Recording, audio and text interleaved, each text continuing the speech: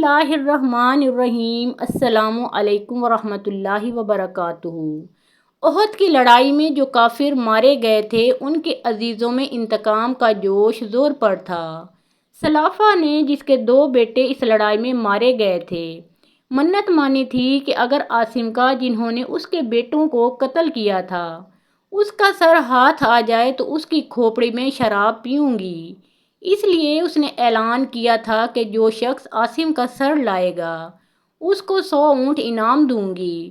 سفیان بن خالد کو اس لالچ نے آمادہ کیا کہ وہ ان کا سر لانے کی کوشش کرے، چنانچہ اس نے ازل اور کارا کے چند آدمیوں کو مدینہ منورہ بھیجا۔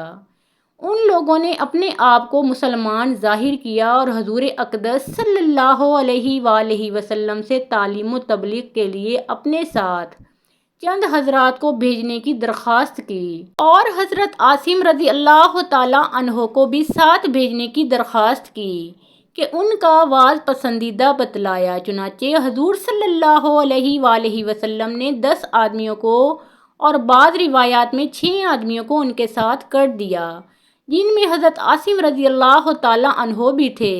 راستے میں جا کر ان لے جانے والوں نے بدعہدی کی اور دشمنوں کو مقابلے کے لیے بلایا، جو 200 آدمی تھے، اور ان میں سے 100 آدمی بہت مشہور تیر انداز تھے۔ بعض روایات میں ہے کہ حضور صلی اللہ علیہ وآلہ وسلم نے ان حضرات کو مکہ والوں کو خبر لانے کے لیے بھیجا تھا۔ راستہ میں بنو لحیان کے 200 آدمیوں سے مقابلہ ہوا۔ یہ مختصر جماعت 2 آدمیوں کی یا 6 آدمیوں کی یہ حالت دیکھ کر ایک پہاڑی پر، جس کا نام فدفد تھا، اس پر چڑھ گئی۔ کفار نے کہا کہ ہم تمہارے خون سے اپنی زمین رنگنا نہیں چاہتے، صرف اہل مکہ سے تمہارے بدلے میں کچھ مال لینا چاہتے ہیں۔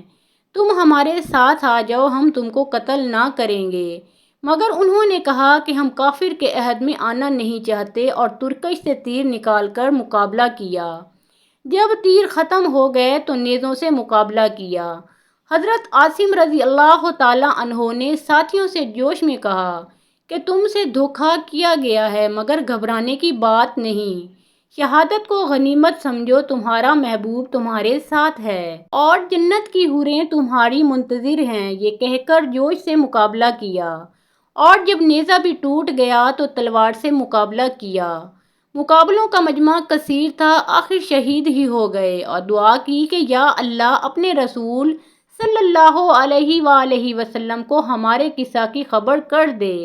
چنانچہ یہ دعا قبول ہوئی، اور اسی وقت اس واقعہ کا علم حضور صلی اللہ علیہ وآلہ وسلم کو ہو گیا، اور چونکہ عاصم رضی اللہ تعالیٰ عنہ بھی سن چکے تھے کہ سلافہ نے ان کے سر کی کھوپڑی میں شراب پینے کی منت مانی ہے، اس لیے مرتے وقت دعا کی کہ یا اللہ میرا سر تیرے راستے میں کاٹا جا رہا ہے، تو ہی اس کا محافظ ہے۔ یہ دعا بھی قبول ہوئی، اور شہادت کے بعد جب کافروں نے سر کاٹنے کا ارادہ کیا تو اللہ تعالیٰ نے شہد کی مکھیوں کا اور بعض روایتوں میں بھیڑوں کا ایک غول بھیج دیا، جنہوں نے ان کے بدن کو چاروں طرف سے گھیر لیا۔ کافروں کو خیال تھا کہ رات کے وقت جب یہ اڑ جائیں گی تو سر کاٹ لیں گے، مگر رات کو ایک بارش کی رو آئی اور ان کی ناش کو بہا کر لے گئی۔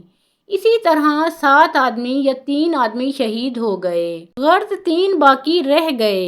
حضرت خبیب رضی اللہ تعالیٰ عنہ، حضرت زید بن دثنہ رضی اللہ تعالیٰ عنہ، اور حضرت عبداللہ بن طارق رضی اللہ تعالیٰ عنہ، ان تینوں حضرات سے پھر انہوں نے عہد و پیمان کیا کہ تم نیچے آ جاؤ، ہم تم سے بدعہدی نہیں کریں گے۔ یہ تینوں حضرات نیچے اتر آئے، اور نیچے اترنے پر کفار نے ان کی کمانوں کی تانت اتار کر ان کی مشقیں باندھ دیں۔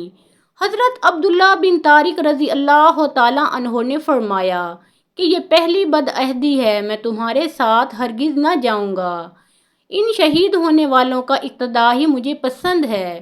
انہوں نے زبردستی ان کو کھینچنا چاہا، مگر یہ نہ ٹلے، تو ان لوگوں نے ان کو بھی شہید کر دیا۔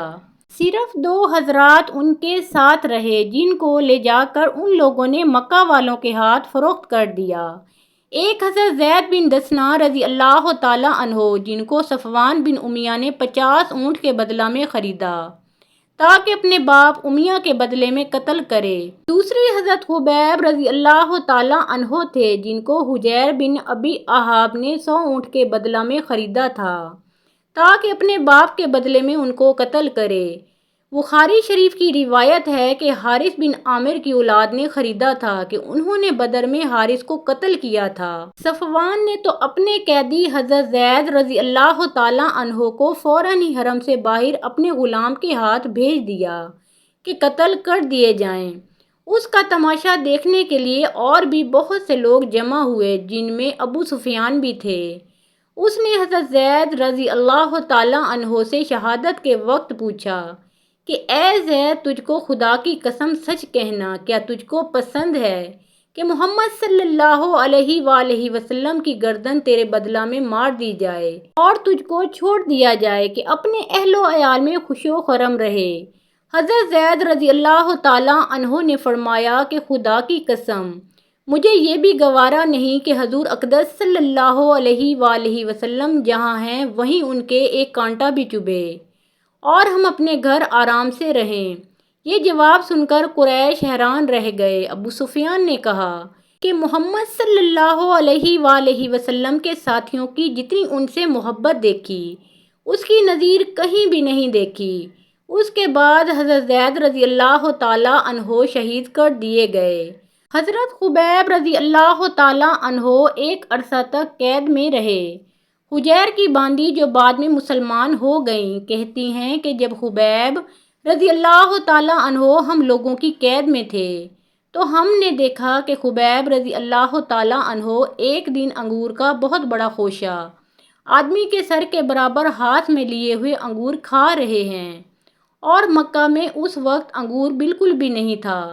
وہ کہتی ہیں کہ جب ان کے قتل کا وقت قریب آیا تو انہوں نے صفائی کے لیے استرا مانگا، وہ دے دیا گیا۔ اتفاق سے ایک کمسن بچہ اس وقت خبیب رضی اللہ تعالیٰ عنہ کے پاس چلا گیا۔ ان لوگوں نے دیکھا کہ استرا ان کے ہاتھ میں ہے اور بچہ ان کے پاس۔ یہ دیکھ کر گھبرائے خبیب رضی اللہ تعالیٰ عنہ نے فرمایا کہ تم یہ سمجھتے ہو کہ میں بچے کو قتل کر دوں گا؟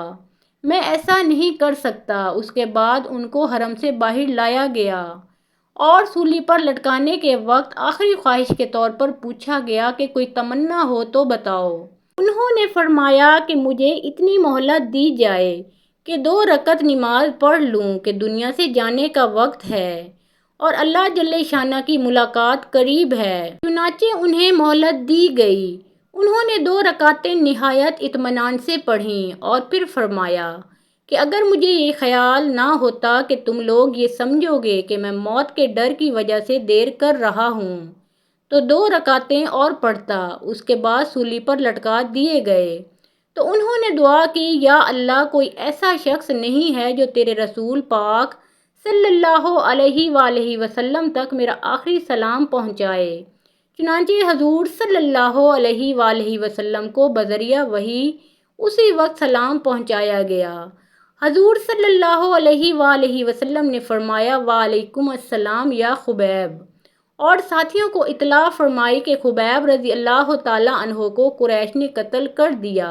حضرت خبیب رضی اللہ تعالیٰ عنہ کو جب سولی پر چڑھایا گیا تو 40 کافروں نے نیزے لے کر چاروں طرف سے ان پر حملہ کیا اور بدن کو چھلنی کر دیا۔ اس وقت کسی نے قسم دے کر یہ بھی پوچھا کہ تم یہ پسند کرتے ہو کہ تمہاری جگہ محمد صلی اللہ علیہ وآلہ وسلم کو قتل کر دیں اور تم کو چھوڑ دیں؟ آپ رضی اللہ تعالیٰ عنہ نے فرمایا، واللہ عظیم، مجھے یہ بھی پسند نہیں کہ میری جان کے فدیہ میں ایک کانٹا بھی حضور صلی اللہ علیہ وآلہ وسلم کو چبھے۔ محترم ناظرین، پیارے آقا محمد مصطفیٰ صلی اللہ علیہ وآلہ وسلم کا پیارا نام ایک بار کمنٹ سیکشن میں ضرور لکھیں۔